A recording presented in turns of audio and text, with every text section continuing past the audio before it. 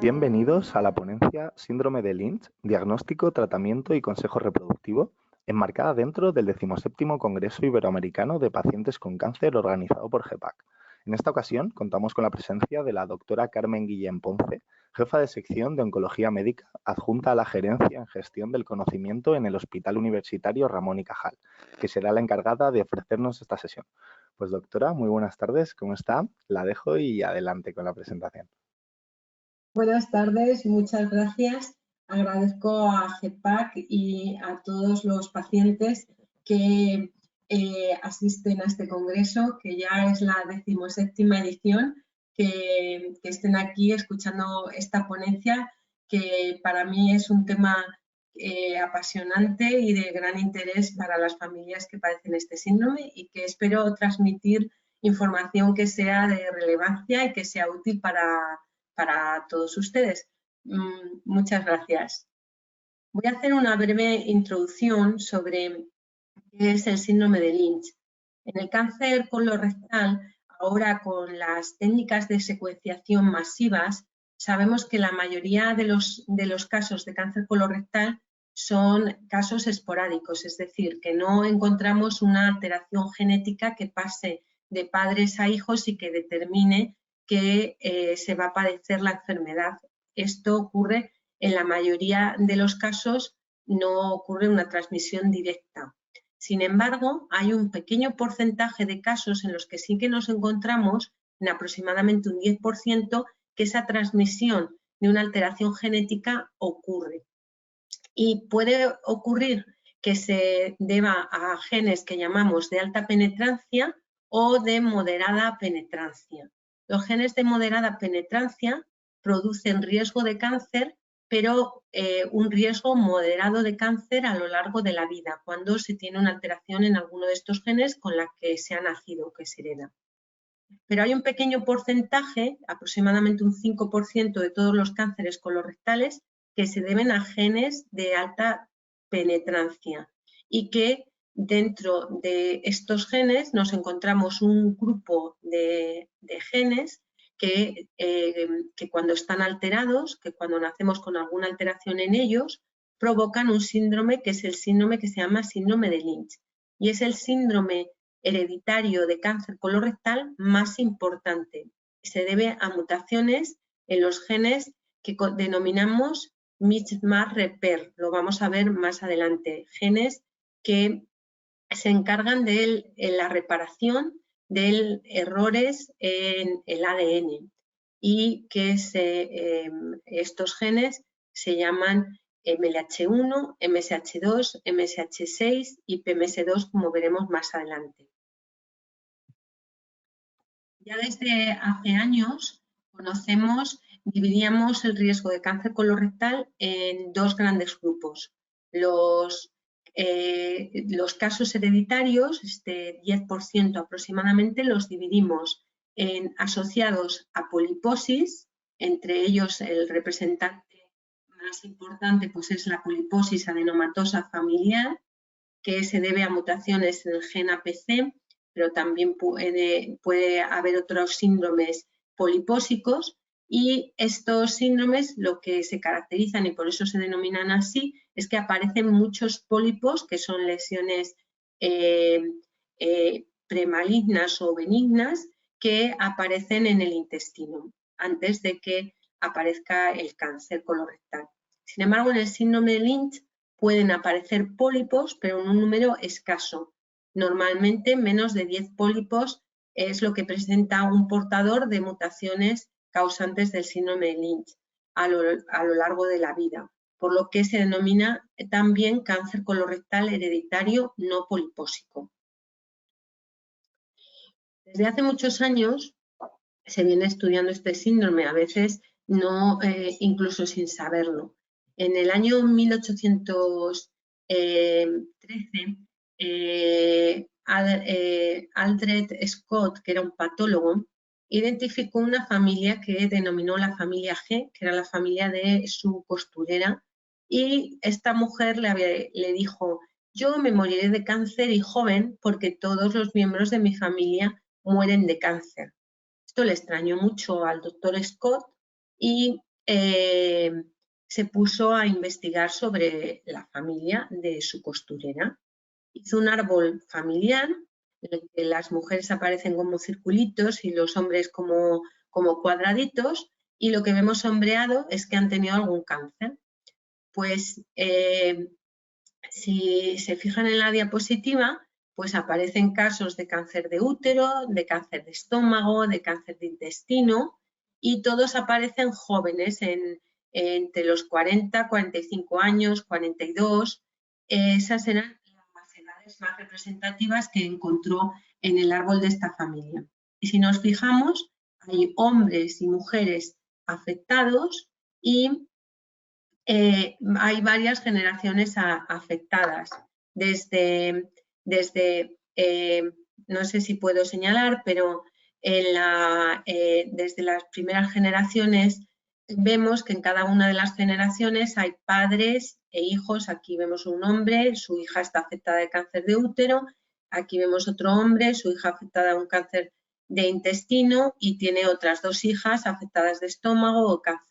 de cáncer de estómago o de cáncer de útero. Es decir, que vemos varias generaciones afectadas de cáncer, afectados hombres y mujeres, y con un patrón de herencia que ahora denominaríamos autosómico dominante. Está en los años 70, Henry Lynch volvió a retomar la familia G del doctor Scott. Y lo que hizo fue sumar muchos más casos. Era una familia que vivían en América, pero que eran emigrantes desde Alemania, e incluso llegó a viajar a Alemania a recoger más casos. Extendiendo el árbol de esta familia, pues todos los que ven sombreado habían tenido cáncer y muchos a edades muy tempranas. Y fue Henry Lynch el que determinó que esto podría ser un síndrome hereditario de cáncer con un patrón de herencia autosómico dominante, donde cada uno de los portadores de una alteración genética tiene una probabilidad de transmitir la alteración genética a su descendencia del 50%. Y partiendo de esta familia, encontró muchas otras familias y dio lugar a lo que primero se denominó cáncer colorectal hereditario no polipósico y también conocido como síndrome de Lynch. Desde la familia G del doctor Scott Wartin hasta la actualidad, pues ha habido muchos hitos en el conocimiento sobre este síndrome, y ahora vamos a enumerar muchos de estos y cuáles han sido los más importantes. Lo más importantes es que desde entonces ya se sabe, no solo se sabe que es una alteración genética que se transmite de padres a hijos con un patrón de herencia autosómico dominante, por lo que hay afectados hombres y mujeres, sino que se sabe qué genes son los causantes de esa alteración genética, que son los que expliqué al principio, que denominamos genes mismatch-repair, que son genes de reparadores de errores de emparejamientos de bases del ADN. El patrón de herencia es autosómico dominante. La penetrancia, que es el riesgo de que una persona teniendo una alteración genética llegue a desarrollar la enfermedad a lo largo de su vida, puede ser alta, hasta de un 80% de riesgo de padecer algún tipo de cáncer a lo largo de su vida, aunque esto puede variar dependiendo de dónde se encuentre la alteración genética, en qué gen esté esta alteración genética. Y cada vez se van encontrando más mutaciones en estos genes, pero inicialmente la mayoría de las mutaciones, principalmente porque no se estudiaban otros genes, pues se encontraban en los genes MLH1 y MSH2. El tener una mutación en estos genes hemos dicho que incrementa el riesgo de cáncer a lo largo de la vida, y lo incrementa pudiendo llegar a ser un riesgo alto porque son genes que dan de alta penetrancia y pueden causar un riesgo muy alto de cáncer a lo largo de la vida, aunque hemos dicho que puede variar en función del gen que esté alterado. ¿De qué tipos de cáncer puede aumentar el riesgo? Pues principalmente de cáncer colorectal. El riesgo varía entre un 10 o un 80% de riesgo a lo largo de la vida. Aunque hemos dicho que se denomina también cáncer colorectal hereditario no polipósico, pueden aparecer pólipos en un número escaso, normalmente menos de 10. Pero esos pólipos tienen unas características diferenciales frente a los pólipos que estamos acostumbrados en las personas que no tienen un síndrome de Lynch. Son pólipos grandes, son pólipos planos, que suelen tener una localización proximal en el colon derecho, no en el recto o en el sigma, sino en la parte derecha del colon. Suelen tener alto grado de displasia y esto significa que las células tienden a transformarse y a desdiferenciarse del tejido habitual del colon y pueden tener una histología vellosa, que es esa forma un poco así abultada que vemos en la diapositiva, y esto nos lo dice el patólogo. La secuencia adenoma-carcinoma, el paso desde que aparece el pólipo hasta que se desarrolla el cáncer, en el síndrome de Lynch está acelerada. Y esto es importante y lo veremos más adelante en cuanto a la prevención. Aunque he dicho que la mayoría de los pacientes tienen un número escaso de pólipos, cuando aparece un pólipo el riesgo de que aparezca, que dé lugar a un cáncer, pues es alto. Y esta secuencia, el paso del pólipo a que se produzca un cáncer, suele durar menos de 3 años. Por eso es importante que los pacientes que son portadores de una alteración genética que causa el síndrome de Lynch, pues se realicen colonoscopias con un intervalo inferior a los 3 años para que podamos detectar adenomas, pólipos, pero nunca lleguemos a detectar tumores o que sean lo más precoces posibles. Cuando aparece cáncer colorectal, pues también aparecen con más frecuencia en el colon derecho, en la parte proximal del colon. Y esto es algo que respecto a los tumores esporádicos se considera algo excepcional, porque la mayoría de los tumores esporádicos son de colon izquierdo. Son más frecuentes los tumores esporádicos en sigma o en recto, mientras que en el síndrome de Lynch son más frecuentes los tumores en el lado derecho del colon. Y los tumores tienen también características patológicas que nos llaman la atención, le llaman la atención al patólogo, incluso le pueden sugerir que podemos estar ante un síndrome de Lynch cuando analiza el tumor al microscopio para ver el tipo de células y ver el tipo de tumor. Y es que tienen infiltrados de linfocitos dentro del tumor, suelen ser poco diferenciados y pueden tener diferenciación mucinosa. Está infiltrado de linfocitos dentro del tumor, veremos más adelante que tiene mucha importancia, lo veremos tanto para el tratamiento de los tumores como para la prevención. Sin embargo, no solo aparece cáncer de colon, sino que en las personas que son portadoras de una mutación en los genes MMR, en los genes reparadores que hemos mencionado antes, que son los causantes del síndrome de Lynch, pueden aparecer otros tipos de tumores. El segundo en frecuencia y el más importante es el cáncer de útero en las mujeres. Pero también pueden aparecer otros tumores como tumores de vías urinarias, que suelen ser más frecuentes en pacientes que tienen mutaciones en el gen MSH2. Pueden aparecer tumores de estómago, como vimos en la familia G. También pueden aparecer tumores de intestino delgado, que siempre nos tienen que llamar la atención, puesto que son muy infrecuentes en población general y siempre habrá que descartar que no estemos ante un síndrome de Lynch cuando encontremos un diagnóstico de un tumor de intestino delgado.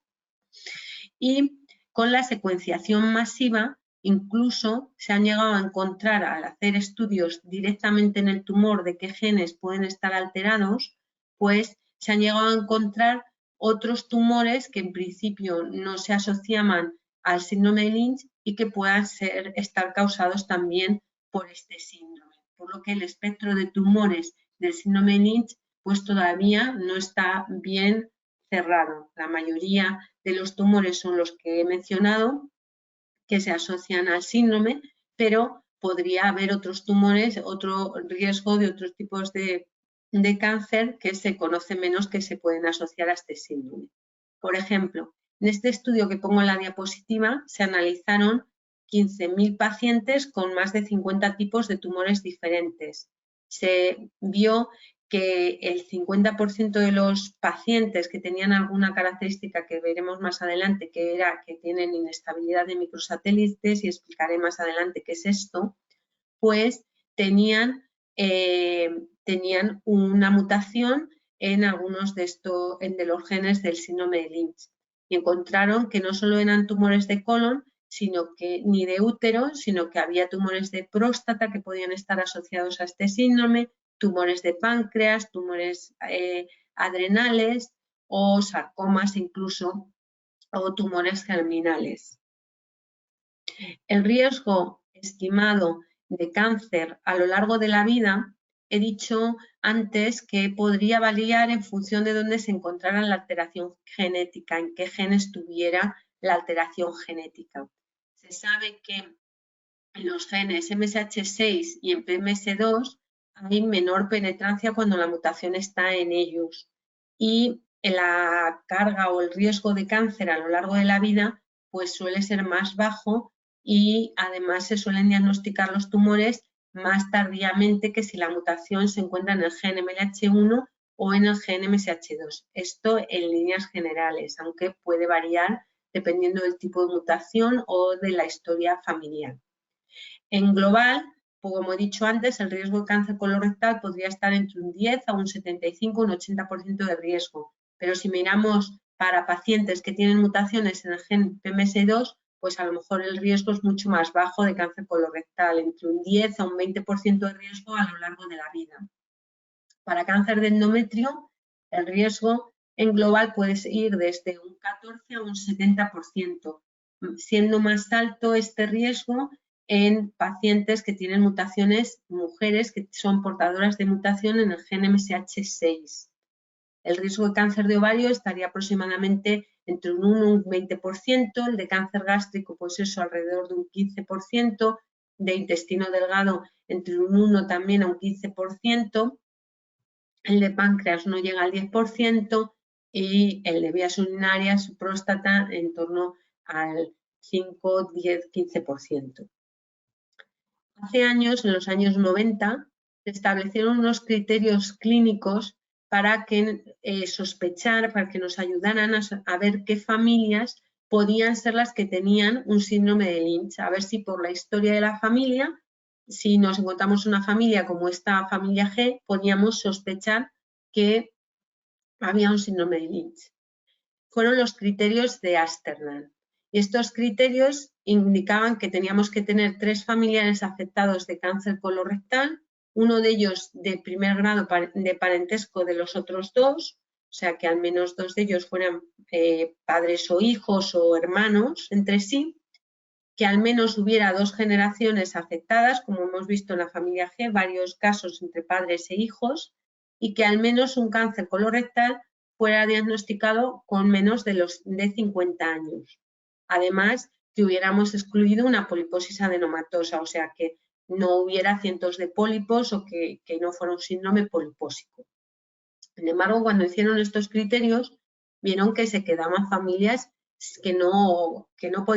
habían clasificado, porque hemos dicho que no solo da riesgo el tener una mutación en los genes MMR, no solo da riesgo de cáncer colorectal, sino que pueden aparecer otros tumores como los tumores de útero en las mujeres, los tumores de intestino delgado, los tumores de vías urinarias, los gástricos, páncreas, etc. Entonces se establecieron en el año 99 los criterios de Asternan 2, que son los mismos que los criterios de Asternan que acabo de decir, pero incluyendo que en la familia haya 3 casos no solo de cáncer colorectal, sino que puedan ser de cáncer colorectal, de útero o de cualquiera de estos tipos tumorales que he mencionado antes. Y hubiera 2 generaciones afectadas de estos tipos de tumores, al menos uno de ellos diagnosticado con menos de 50 años, y que se excluyera que hubiera una poliposis adenomatosa familiar. Sin embargo, pese a estos criterios clínicos, pues hay familias que no encontramos 3 familiares afectados de cáncer colorectal o de ninguno de los tumores relacionados, porque son familias pequeñas, porque no tenemos datos suficientes sobre qué tumor padeció el abuelo, qué tumor padeció el tío, etcétera, y nos quedamos con familias más pequeñas. Y no podemos llegar a saber si de verdad estamos ante un síndrome de Lynch por los criterios de Amsterdam 1 o por criterios de Amsterdam 2. Hay modelos informáticos, modelos predictivos que nos ayudan y que son de acceso libre, o sea, son gratis, que están disponibles en Internet, como este que es el PREN5, que está validado con población española, que se participó en la validación del modelo, y entonces metes dentro del programa informático las características de tu familia y te puede decir con una probabilidad más o menos alta que sí puede ser que estés ante una mutación en alguno de los genes relacionados con el síndrome de Lynch. Incluso te indica si es más probable que la mutación sea de MSH2 o de MSH6 o de MLH1, etc. Por lo que estos modelos informáticos nos pueden ayudar en la práctica clínica habitual. También nos puede ayudar el patólogo y los estudios que hemos llamado de inestabilidad de microsatélites. Y esta es una característica que tienen los tumores que se asocian al síndrome de Lynch. ¿Qué es la inestabilidad de microsatélites? Pues cuando nosotros tenemos un defecto mismatch repair, ¿qué significa eso? En español he dicho que era un defecto en la reparación de errores en el emparejamiento de bases del ADN. La diapositiva es un poco compleja, pero lo que nos dice es que estos genes, MLH1, MSH2, MSH6, PMS2, dan lugar a unas proteínas que se encargan de la reparación del ADN cuando ocurre cualquier error, sea por el motivo que sea. Y no son infrecuentes los errores cuando las células se dividen y el ADN se divide en esas células. Entonces, cuando ocurren, hay una maquinaria muy precisa en la que participan estas proteínas y son capaces de reconocer si hay una alteración en la secuencia del ADN y no es idéntica a la copia a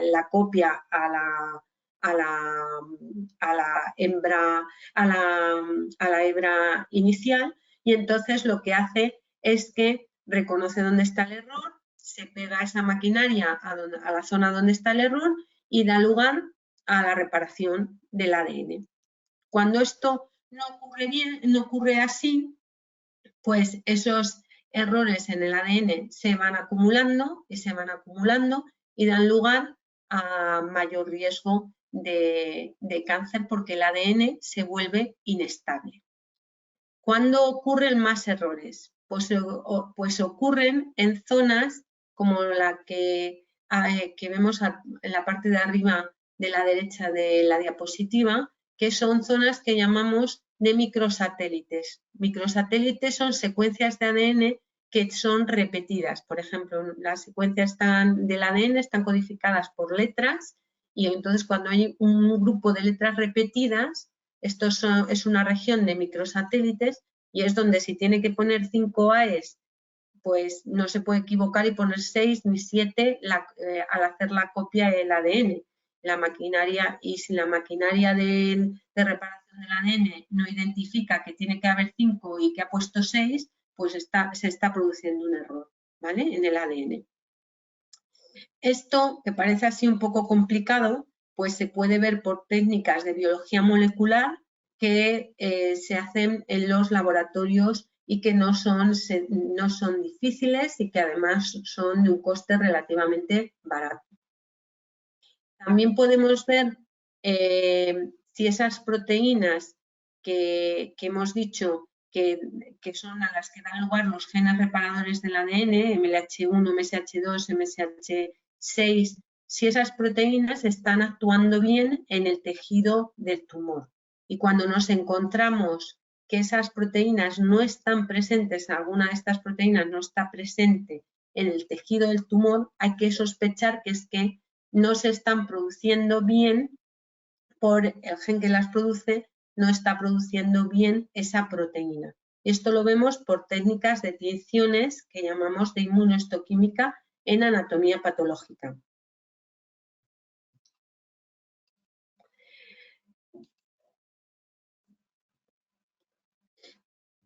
Menciono esto de la inestabilidad de microsatélites o técnicas de inmunohistoquímica para ver si hay errores en las proteínas, las proteínas reparadoras del ADN, que son las que originan los genes MMR, porque esta es una característica típica del síndrome de Lynch. Y cuando en algún tumor el patólogo nos dice que esas proteínas no están presentes, pues tenemos que sospechar que puede haber un error en el gen y tendríamos que hacer estudios para descartar y ver si es un síndrome de Lynch o si es un tumor esporádico en el que se han perdido esas proteínas por algún motivo, en el que se han silenciado o hay algún otro motivo que no sea que el paciente tiene un síndrome de Lynch. Esto tiene gran trascendencia porque esta característica, que es la inestabilidad de microsatélites o el déficit MMR, pues nos dirá que es una característica tan importante como que marca que estos tumores puedan responder a tratamientos de inmunoterapia, como veremos más adelante. ¿Cómo diagnosticamos un síndrome de Lynch? Tenemos la sospecha clínica porque la familia cumple criterios de Ámsterdam, porque hemos hecho un modelo predictivo de PREN y nos hemos metido nuestra familia en el ordenador y nos sale que sí que hay una sospecha de que pueda haber una mutación en alguno de estos genes reparadores del ADN. Además, el patólogo nos ha podido decir en la biopsia del tumor de colon o en el útero o en otro tumor que se han perdido las proteínas reparadoras del ADN y nosotros queremos saber si de verdad hay un síndrome de Lynch o no. Pues esto es lo que hay varias estrategias de diagnóstico. En los años, a principios de los años 2000, pues se publicó este artículo en una revista muy importante de medicina que es el New England y lo que nos decía es que deberíamos hacer la técnica de la inmunohistoquímica o la inestabilidad de microsatélites en todos los cánceres de colon. A todos los pacientes que se les diagnostica un cáncer de colon debemos hacer una de estas técnicas y así saber que los que tienen inestabilidad de microsatélites o un déficit en las tinciones de inmunohistoquímica que nos sugiere un déficit MMR, un déficit de la reparación del ADN, debemos descartar si hay una mutación en estos genes.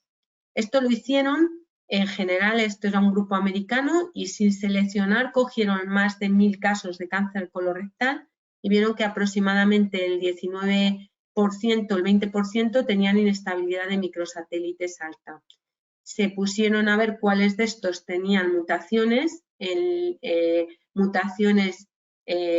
línea germinal, es decir, sacando sangre a los pacientes y viendo si tenían una mutación heredada en los genes MMR y encontraron que entre un 2,2 y un 3% tenían una mutación en estos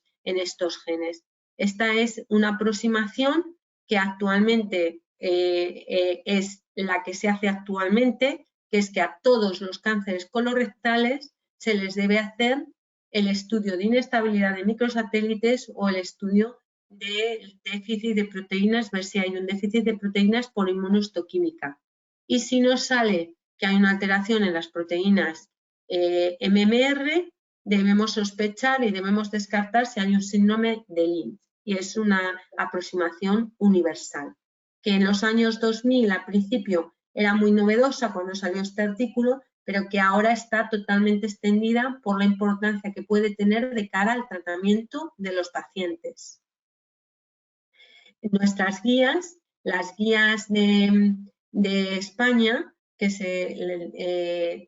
han ido adaptando a estos criterios. Y en el año 2015, pues nosotros cogíamos el estudio de todos los cánceres colorectales que además tuvieran algún criterio de sospecha clínico porque tuvieran agrupación familiar o porque tuvieran características del patólogo que nos dijeran que sugerían que podía haber un síndrome de este tipo o porque había una agrupación familiar. Y hacíamos el estudio de inestabilidad de microsatélites o de inmunohistoquímica y en función de lo que salía, seguíamos si era normal, pues parábamos ahí el estudio y si era anormal, pues teníamos que descartar que hubiera un síndrome de Lynch. Y esto lo venimos haciendo en España ya desde hace bastantes años también. Como hemos dicho que el segundo tumor en frecuencia es el cáncer de útero, podemos hacer lo mismo a todos los cánceres de útero, hacer el estudio de la inmunohistoquímica o de la inestabilidad para sospechar cuáles pueden estar asociados a este síndrome independientemente de la historia familiar. Pues esto también lo hicieron los americanos a principios de los años 2000 y salía que aproximadamente igual un 20% de los tumores de útero tienen inestabilidad de microsatélites o déficit de las proteínas MMR y que se encontraba mutación en los que tenían este déficit, esta característica molecular, se encontraba mutación en línea germinal, es decir, en sangre heredada, en aproximadamente un 2%. En España se hizo este estudio, se publicó en el año 2013, el grupo valenciano de cáncer hereditario, y he analizado cuál sería si cogemos los cánceres de endometrio sin ninguna selección, si les hacemos inmunohistoquímica e inestabilidad, pues aproximadamente un 4,6% de las mujeres con cáncer de endometrio lo tienen porque tienen un síndrome de Lynch, porque tienen una mutación heredada en los genes MMR que hace que tengan este cáncer de endometrio. Este es otro estudio publicado poco después también por un grupo extranjero y le salía una tasa de cáncer de endometrio debido a síndrome de Lynch en general sin seleccionar por historia familiar, pues igual, aproximadamente un 4,7% de los cánceres de endometrio, si no los seleccionamos, pues se deben a un síndrome de Lynch y los podemos diferenciar haciendo la inestabilidad de microsatélites o la inmunohistoquímica. Entonces, las guías actuales, la guía española, que es esta que he puesto en la diapositiva, incorpora que a todos los cánceres de endometrio y a todos los cánceres de colon, independientemente de la historia familiar, independientemente de lo que nos diga el PREN, independientemente de las características patológicas que sean de sospecha o no, debemos hacer el estudio de inestabilidad de microsatélites o de inmunohistoquímica para descartar si se trata o no de un síndrome de Lynch. Además, también conviene saber que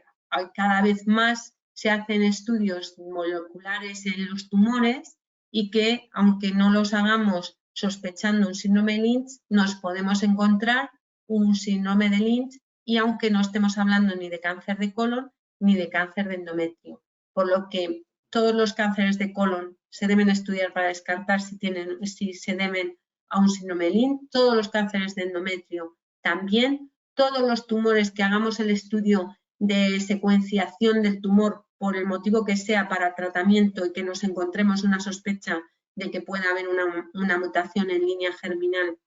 en los genes MMR, se deben estudiar también en sangre para confirmarlo y cuando tengamos la sospecha clínica por la historia familiar, aunque no estemos ante un cáncer de colon o un cáncer de endometrio, como hemos visto, criterios de Amsterdam 2 u otros criterios un poco más amplios, como son los que denominamos Bethesda, agrupación familiar, cáncer a una edad menor de 50 años, etc. ¿Para qué nos sirve saber si tenemos un síndrome de Lynch? Pues porque puede haber medidas de seguimiento clínico en portadores que estén sanos que reduzca el riesgo de que aparezca un cáncer o nos facilite que se detecte a tiempo. Y porque además podemos hacer también algunas medidas que nos van a reducir el riesgo de cáncer. La colonoscopia, en este estudio que ya se publicó hace más de 20 años, demostró, y esto que era un estudio antiguo y se hacían las colonoscopias cada 3 años,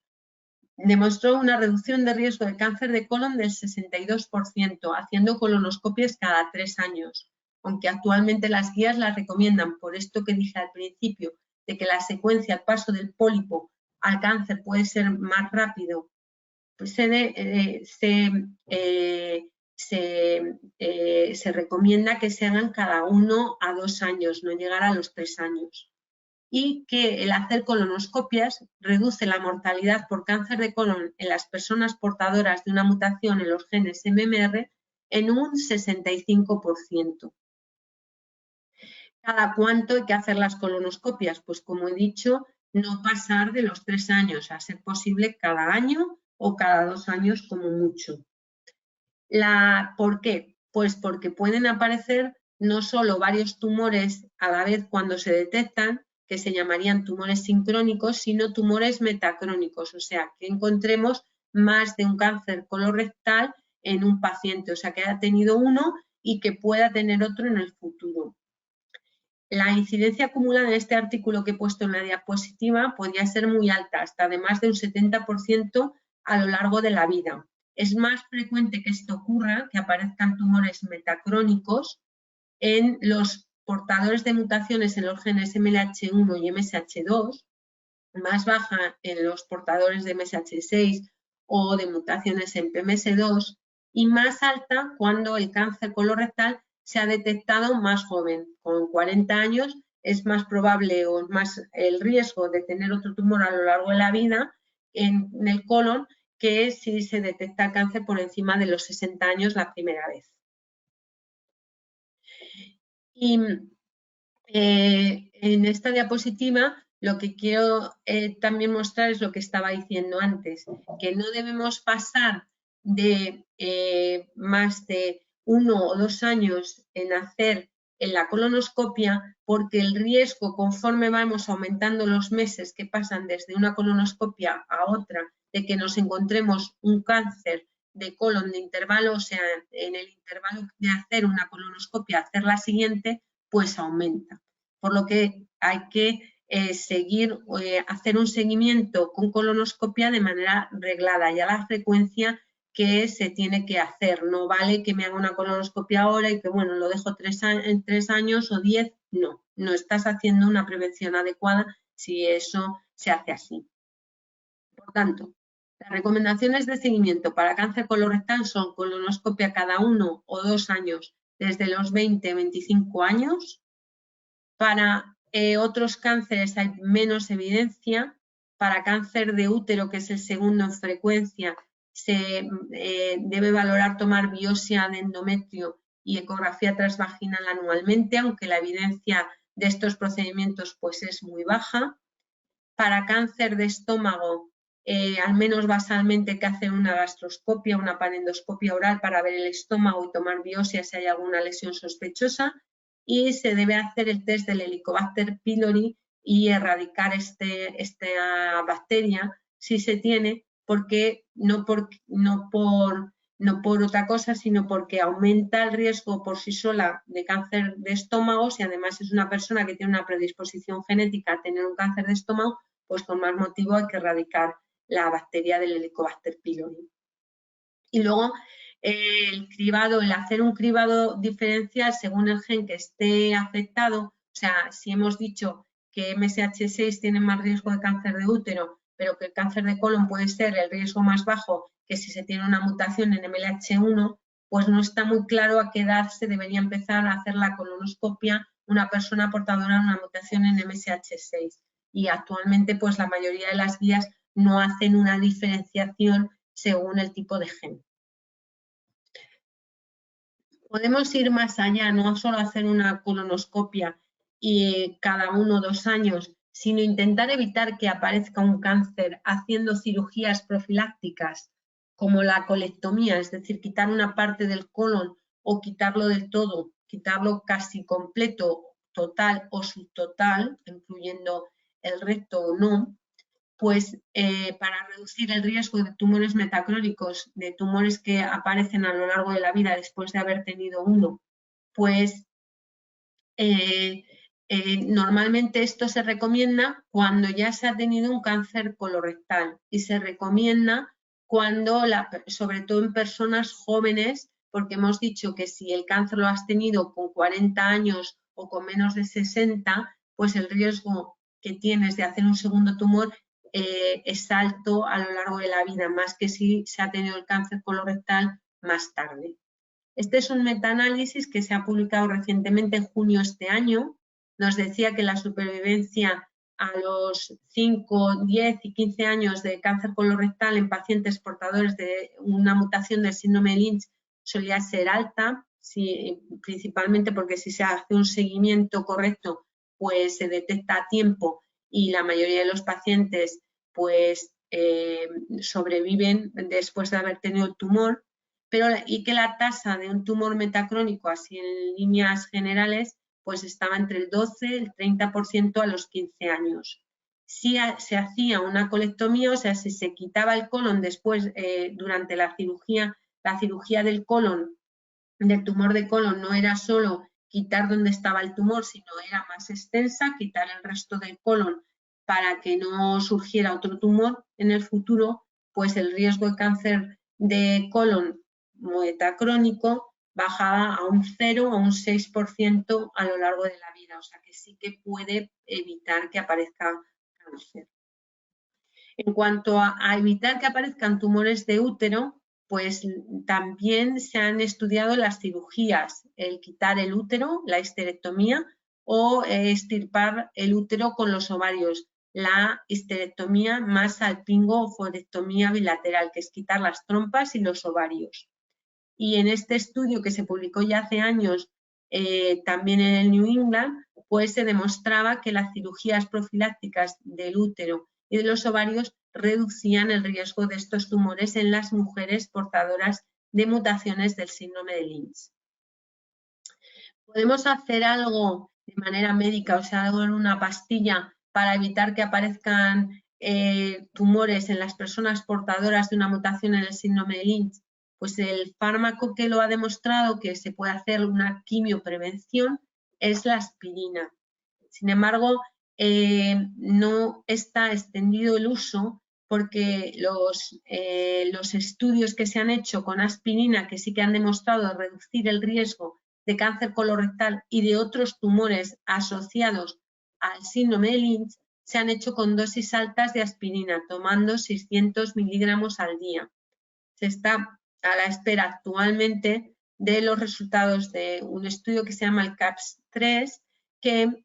nos va a indicar cuál es la dosis óptima y cuál es el tiempo de duración de esa dosis de aspirina en los pacientes portadores de mutación del síndrome de Lynch. Y como hemos dicho antes, el saber si un tumor de colon o de útero u otro tipo tumoral tiene inestabilidad de microsatélites tiene mucha importancia, no solo para sospechar que podemos estar ante un síndrome de Lynch, sino también porque nos puede marcar cómo va a responder ese tumor a los tratamientos oncológicos una vez que se tiene el tumor. Entonces, estamos hablando de un paciente portador de una mutación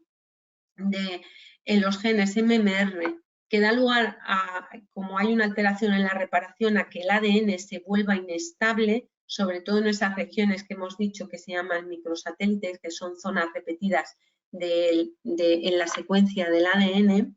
y esta inestabilidad de microsatélites sirve como biomarcador, porque se sabe que los pacientes con cáncer colorectal y que su tumor tiene inestabilidad de microsatélites responden mal o no se benefician del tratamiento con un fármaco de quimioterapia que es básico en el tratamiento del cáncer colorectal después de la cirugía, el tratamiento adyuvante del cáncer colorectal, que son las fluoropirimidinas. Por lo que los pacientes que tienen un cáncer colorectal en el contexto del síndrome de Lynch y que tienen un tumor muy localizado en un estadio 2, pues no se benefician del tratamiento con 5-fluoruracilo o con capecitabina, que son las fluoropirimidinas que habitualmente utilizamos después de la cirugía del cáncer de colon para evitar las recidivas. En estadios más avanzados, o sea, en tumores localizados, en el estadio 3 de cáncer colorectal, que tengamos que utilizar quimioterapia porque tenga el paciente después de la cirugía algún ganglio afectado que se haya visto en la pieza del tumor, pues se recomienda no utilizar las fluoropirimidinas solas, sino utilizar fluoropirimidinas asociadas a oxaliplatino como tratamiento adyuvante después de la cirugía, porque las fluoropirimidinas solas serían un tratamiento insuficiente porque sabemos que no responden estos tumores a ese tipo de fármacos porque tienen inestabilidad de microsatélites. Pero también sabemos que esta inestabilidad causa que hace que el ADN esté, como bien se llama, inestable. Y esto genera que normalmente el organismo del paciente haga una reacción inflamatoria autoinmune mucho más frente a ese tumor que se está produciendo que frente a otros tipos de tumores. Y esto es lo que hemos dicho antes, que los tumores tenían características histológicas un poco peculiares y se encontraban linfocitos intratumorales. Esta característica de la inestabilidad de microsatélites hace que los tumores del cáncer colorectal u otros tumores que tienen inestabilidad de microsatélites respondan especialmente a los fármacos de inmunoterapia, como el pembrolizumab, el nivolumab u otros fármacos. Y desde el año 2015, que se hicieron los primeros estudios, pues se ha llevado a la aprobación para los pacientes que tienen un tumor con inestabilidad de microsatélites a la aprobación del uso de inmunoterapia. Este es un estudio que se hizo a pacientes con tumores colorectales que no respondían ya al tratamiento con quimioterapia y que se vio que los que tenían inestabilidad de microsatélites pues respondían a fármacos, como he dicho, de inmunoterapia como el nivolumab. Incluso ya en primera línea, o sea, antes de dar quimioterapia, en estos pacientes que tienen esta característica, la inestabilidad de microsatélites, es mejor empezar con un tratamiento de inmunoterapia que utilizar quimioterapia. Y incluso habrán visto en las noticias, aunque fue un estudio que todavía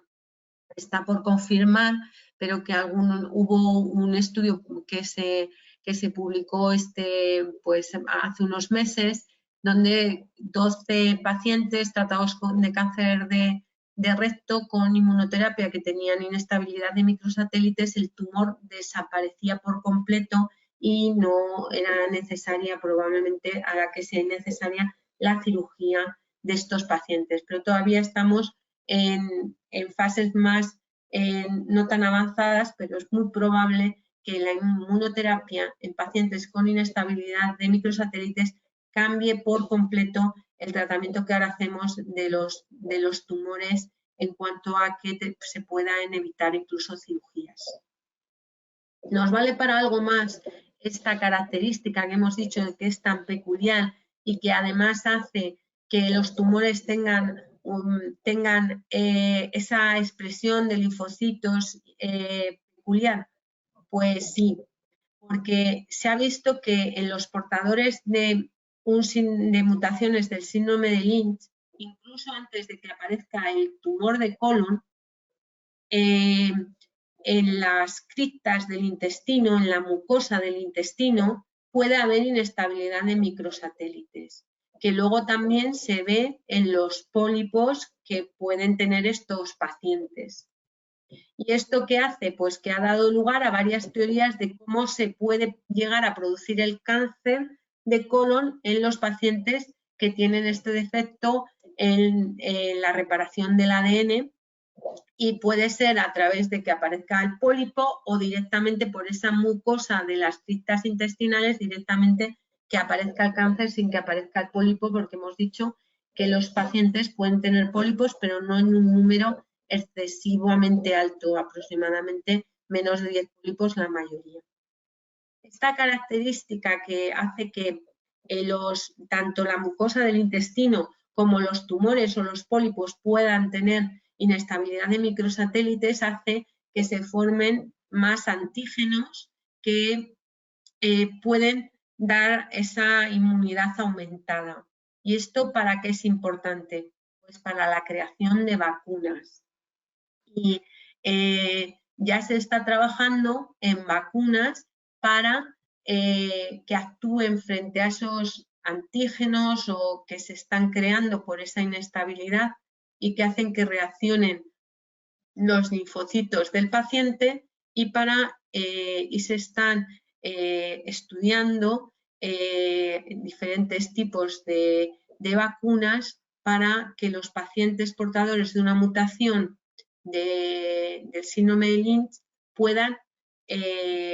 estar vacunados para que no desarrollen un tumor. Esto todavía está en investigación, pero se está avanzando mucho en los últimos años en este sentido. Y nosotros, incluso hospitales españoles, estamos colaborando con otros grupos en el extranjero para el desarrollo de vacunas en el síndrome de Lynch. El título de mi charla también incluía el consejo reproductivo. ¿Se puede hacer consejo reproductivo en personas portadoras de síndrome de Lynch? Pues sí. ¿Cómo se puede hacer el consejo reproductivo? Pues si sabemos cuál es la mutación que tiene la persona, si está en el gen MLH1, cuál es el tipo de alteración, o en el gen MSH2, el MSH6, etcétera, podemos hacer una fecundación in vitro y analizar las células del embrión por técnicas de secuenciación y transferir a la mujer, a la madre, los embriones sanos que no tienen la mutación que causa el síndrome de Lynch, para que el niño no nazca con la alteración genética. Puesto así de manera representativa, pues es hacer una fecundación in vitro, que se desarrollen los embriones, después tomar una biopsia de cada uno de estos embriones, tomar alguna de las células de los embriones, hacer un análisis genético y hacer una transferencia en el útero de la madre solo de embriones que no tienen la mutación. Como hemos dicho, el patrón de herencia es autosómico dominante y cada portador tiene un 50% de posibilidades de transmitir la alteración genética a su descendencia. Es decir, que si es un hombre, la mitad de sus espermatozoides pueden tener esa alteración genética y la otra mitad no, y en las mujeres igual los óvulos, por lo que podemos elegir cuáles son los que cuáles son los embriones que no tienen la alteración genética, y por medio de la fecundación in vitro transferir solo aquellos que no tienen la mutación. En conclusión, en todos los cánceres colorectales y de endometrio recién diagnosticados se deben hacer estrategias moleculares para descartar si estamos ante un síndrome de Lynch o no. Los pacientes con sospecha del síndrome de Lynch, bien porque hayamos visto una alteración en la anatomía patológica por estos estudios de inmunohistoquímica o de inestabilidad de microsatélites, o bien por la historia familiar, por criterios de la historia de la familia, o bien por los modelos predictivos que hemos dicho antes, pero se deben remitir a una unidad de cáncer familiar, donde allí asesoraremos de una manera adecuada y asesoraremos también sobre qué pruebas genéticas hay que hacer. Las colonoscopias se deben hacer cada 1 a 2 años en los pacientes sanos, portadores, comenzando desde los 20-25 años, siempre 2 a 5 años antes de la edad del primer diagnóstico de cáncer en la familia, si esto ocurrió antes de los 25 años. La histerectomía y la salpingoforectomía reducen el riesgo de cáncer de útero o de ovario en las mujeres y normalmente se hacen cuando ya se han cumplido los deseos de tener hijos, al igual que lo reduce la colectomía, el que aparezcan tumores, colectomías total o total, cuando aparecen, para que no aparezcan tumores metacrónicos de colon. La aspirina diaria previene el síndrome de Lynch. Hay que saber cuál es la dosis ideal y la duración de la toma de aspirina. Es lo que nos falta. La inmunoterapia ahora mismo es un tratamiento de elección en el cáncer colorectal metastásico en los pacientes con el síndrome de Lynch y es posible hacer un consejo reproductivo en pacientes con síndrome de Lynch para evitar la mutación causante a la descendencia. Muchas gracias. Aquí tienen mi dirección de correo electrónico y cualquier cosa que necesiten, cualquier duda que tengan, pues estoy a su disposición en cualquier momento. Muchas gracias. Muchísimas gracias, doctora, por sus palabras. Ha sido un placer escucharla y bueno, que nos ilustre acerca de este tema que en ocasiones es tan complejo, ¿no?, para los pacientes, pero bueno, seguro que con su presentación lo tienen muchísimo más claro. Pues con esto concluye la ponencia Síndrome de Lynch, diagnóstico, tratamiento y consejo reproductivo. Agradecemos una vez más a la doctora Guillén Ponce su colaboración totalmente altruista y a los asistentes su interés. Muchísimas gracias, doctora. De nuevo un placer tenerla por aquí y nos veremos en la próxima. Muchas gracias. A usted, que tenga muy buena tarde. Hasta luego. Gracias.